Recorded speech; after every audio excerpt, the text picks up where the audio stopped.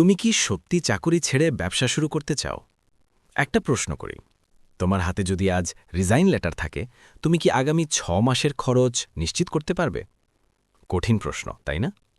অনেকেই ভাবে চাকরি করে তো আর বড়লোক হওয়া যায় না, ব্যবসা করলেই স্বাধীনতা। কিন্তু বাস্তবতা হলো, যারা হুট করে চাকুরি ছেড়ে ব্যবসা শুরু করে, তাদের বড় একটা অংশ প্রথম 2 বছরের মধ্যেই ব্যর্থ হয়। কেন জানো? কারণ তারা ব্যবসা শুরু করে উত্তেজনা দিয়ে, কিন্তু চালাতে হয় সিস্টেম দিয়ে। তোমার পাশের বাসার ভাইটা মনে আছে? ভালো একটা জব করত, একদিন হঠাৎ ঘোষণা দিল, আমি ব্যবসা করব। 6 মাস পর ঋণের চাপ, মানসিক স্ট্রেস, আবার চাকুরির লাইনে দাঁড়ানো। এটাই বাস্তবতা। একটা বড় কথা বলি, বিশ্বের 80% মিলিয়নিয়ার ব্যবসার মাধ্যমে ধনী হয়েছে, কিন্তু তারা কেউই আবেগ দিয়ে শুরু করেনি, তারা শুরু করেছে হিসেব করে। এখন তুমি বলবে, আমার তো টাকা নেই, অথবা আমি পারব না। শোনো, ব্যবসা মানে শুধু টাকা না, ব্যবসা মানে সমস্যা সমাধান। মানি ফলোজ ভ্যালু, সব সময়। আজকের ভিডিওতে আমি তোমাকে বলবো ব্যবসার 5টা গুরুত্বপূর্ণ নিয়ম, যেগুলো না মানলে ব্যর্থ হওয়া নিশ্চিত।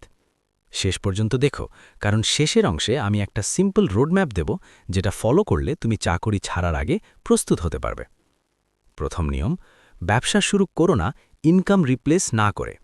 তোমার মাসিক খরচ যদি 30,000 হয়, তাহলে ব্যবসা থেকে কমপক্ষে 30,000 আসার সম্ভাবনা তৈরি না করে চাকুরি ছাড়বে না। এটা হলো রিস্ক ম্যানেজমেন্ট। ভাবো একটা নৌকা নদীর মাঝখানে, তুমি যদি লাইফ জ্যাকেট ছাড়া ঝাঁপ দাও, কি হবে?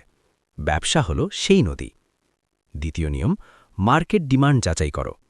তুমি যা পছন্দ করো সেটা বাজার চায় কিনা সেটা আলাদা বিষয়। সাপ্লাই ডিমান্ড বুঝতে হবে। যদি তুমি এমন প্রোডাক্ট বিক্রি করো যার চাহিদা নেই, তাহলে সেটা হবে মরুভূমিতে ছাতা বিক্রি করার মতো। রহিম আর করিমের গল্প শোনো। রহিম চাকুরি ছেড়ে টি-শার্ট ব্যবসা শুরু করল, কারণ সে ডিজাইন পছন্দ করে, কিন্তু সে মার্কেট রিসার্চ করেনি। করিম একই সময়ে অনলাইন সার্ভিস শুরু করল, কারণ সে দেখেছে লোকেরা ফেসবুক অ্যাড রান করতে পারে না। 1 বছর পর রহিম স্টক নিয়ে বসে আছে, করিম সার্ভিস স্কেল করে মাসে 1 লাখ ইনকাম করছে। ফারাকটা কোথায়? ডিমান্ড। তৃতীয় নিয়ম, cash flow is king. Profit কাগজে থাকতে পারে, ক্যাশ হাতে থাকতে হবে। অনেকে ভাবে লাভ দেখলেই সফল, কিন্তু ব্যবসায় সার্ভাইভাল নির্ভর করে ক্যাশ ফ্লোয়ের উপর। ইনফ্লেশন বাড়ছে, টাকার ভ্যালু কমছে। যদি তোমার ব্যবসা ক্যাশ জেনারেট না করে, তাহলে তুমি ধীরে ধীরে পিছিয়ে পড়বে। চতুর্থ নিয়ম, স্টার্ট স্মল, স্কেল ফাস্ট। শুরুতেই বড় অফিস, বড় ইনভেস্টমেন্ট, বড় স্ট্যাটাস, এই ফাঁদে পড়ো না। লো ইনভেস্টমেন্ট দিয়ে শুরু করো। Zero investment strategy, service based কাজ শুরু করো। Graphic design, digital marketing, video editing, dropshipping research, content creation. তোমার স্কিলই তোমার ক্যাপিটাল। পঞ্চম নিয়ম, ইমোশন কন্ট্রোল করো। ব্যবসার রোলার কোস্টার, কখনো সেলস বেশি, কখনো জিরো। যদি তুমি প্রতিদিনের ফলাফলে ইমোশনাল হও, তাহলে সিদ্ধান্ত ভুল হবে। এখন আসি বাস্তব রোডম্যাপে। প্রথম ধাপ, তোমার মাসিক খরচ লিখে ফেলো। দ্বিতীয় ধাপ, সাইড হাসেল শুরু করো চাকুরির পাশাপাশি। তৃতীয় ধাপ, 6 মাসের এমার্জেন্সি ফান্ড বানাও। চতুর্থ ধাপ, মার্কেট ভ্যালিডেট করো, মিনিমাম 20 জন কাস্টমার পাও।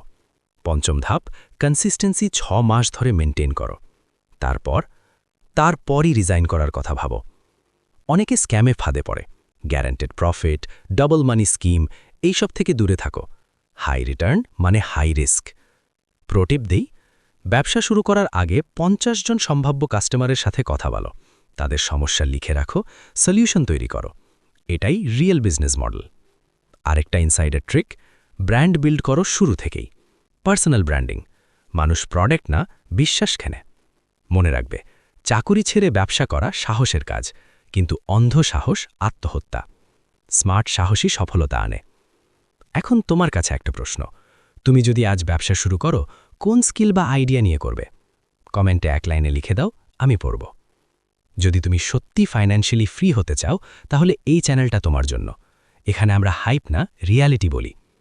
পরের ভিডিওতে আমি দেখাবো কিভাবে 0 টাকা দিয়ে অনলাইন ইনকাম শুরু করা যায় স্টেপ বাই স্টেপ। তাই নিজেকে বদলাতে চাইলে ভাবনা বদলাও, রিস্ক বুঝে নাও, তারপর অ্যাকশন নাও। আমি আছি তোমার সাথে। দেখা হবে পরের ভিডিওতে।